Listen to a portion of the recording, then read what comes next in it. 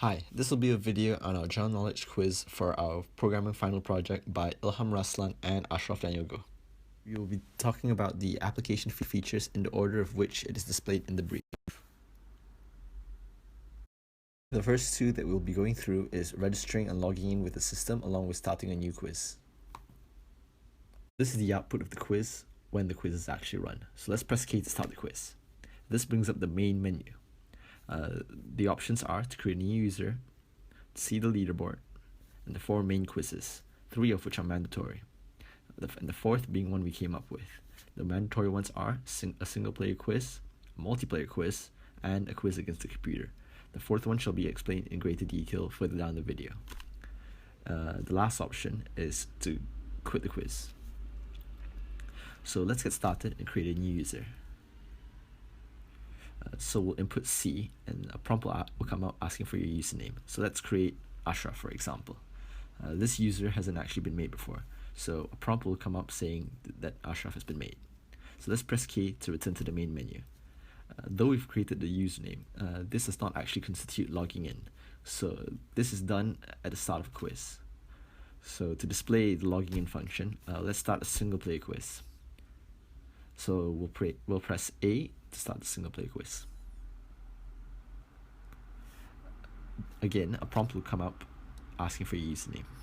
Once you've inputted that, it will display the question along with the answers and the skip and cheat function, which I shall explain in greater detail in the next section of the video. Now I shall go into detail into the skip and cheat function. But before that, I shall show what will happen if the question is answered correctly and incorrectly. So for this question, let's go ahead and try to get it correct. Let's answer A. And we look at that, it's correct. Now let's try to get this question wrong, so that I can show you the wrong prompt. A as well, I guess. Wow, that rarely happens. 3 times a charm. As you can see, that will be the prompt that will be shown when the answer is wrong. So now I shall try out the skip function. So let's go ahead and input M. As you can see, a prompt is displayed saying that the question has been skipped. This doesn't add anything to the score, which I shall prove later on. Now let's go ahead and try the cheat function. It has the same function as the skip function, except that the final answer is shown as seen above. Or at the end of the quiz. This is also to show that the skip and cheat function actually work as intended. For the remainder of this quiz, I shall be skipping all the questions, just to speed up the process. As you can see at the end, it shows I've achieved the score of 2. If you can remember correctly, I actually only answered the first and second question correctly, as highlighted here. The remainders were either incorrect answers, skips, or cheats. This therefore proves that the skip and cheat function don't actually add a score at the end. Moving on, we shall now go back to the main menu to move on to the next feature we shall be looking at, which is the leaderboard function. At the main menu, entering W will then prompt the user to enter a username. This is to display the leaderboard of that user. So for this one, I shall be inputting another user, Ilham, which I've created quite a while back and run the quiz multiple times.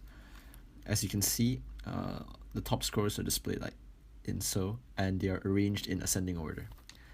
We'll enter K to return to the main menu and attempt this leaderboard function, but with the new user we created, Ashraf. As you can see, a prompt is displayed saying that he has not completed enough quizzes. Moving on to the multiplayer quiz. As recommended in the brief, this was done in a pass and play system. After entering the command to start the multiplayer quiz, the system will then ask the users for the usernames for player 1 and player 2. In this case, we shall be using Ashraf for player 1 and Ilham for player 2. This is important as it determines the order of who goes first along with how the scores are allocated. To prevent any mix-ups, there is always a header for which user this question relates to. So for Ashraf, we shall answer incorrect answer, and for Ilham, we'll answer a correct answer, just for display purposes.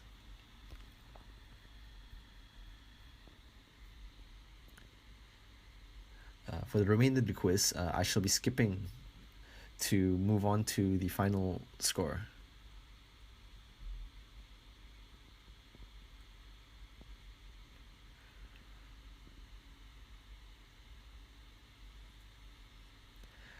As you can see at the end, it displays both user scores. Also, it also displays who has won the quiz. We shall now go back to the main menu to move on to the next playing the computer. Similarly to the multiplayer quiz, it will ask for a username after starting the quiz. So in this case, we shall use Ashraf, but instead of asking for the second username, it will ask for the difficulty at which you want to play at, ranging from 0 to 10, 10 being the hardest.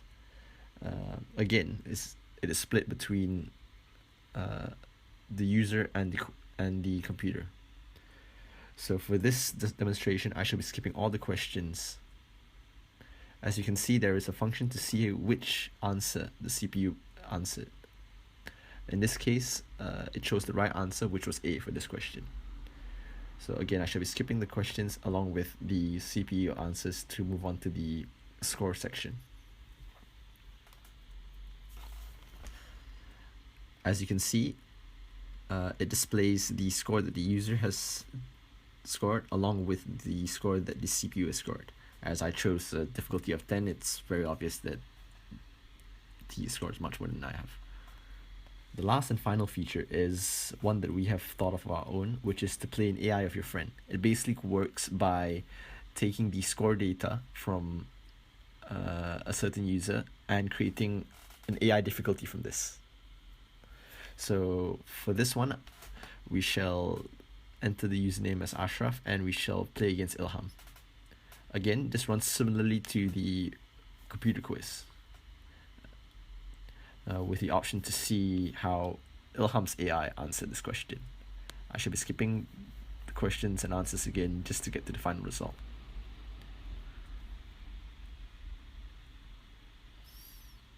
Similarly, it displays the scores that the user has achieved along with the scores that the player AI has achieved, along with